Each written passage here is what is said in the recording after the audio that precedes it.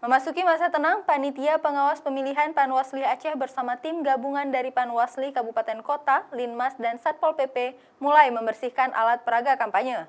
Pembersihan tersebut dilakukan tim gabungan di sepanjang jalan protokol dan pemukiman warga. Petugas gabungan dari Panwasli Kota Banda Aceh, Panwascam, dan dibantu Satpol PP Banda Aceh mulai melakukan penertiban alat peraga kampanye atau APK yang dipasang di sepanjang jalan protokol dan pemukiman warga.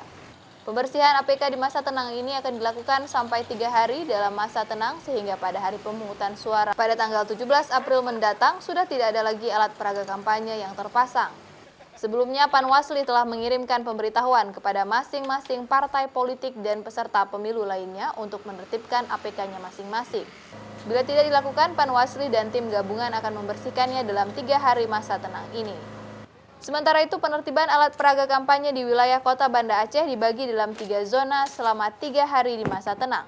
Masa tenang ini kita melakukan semua pembersihan terhadap APK-APK ataupun bahan sosialisasi yang memang tidak lagi dibolehkan.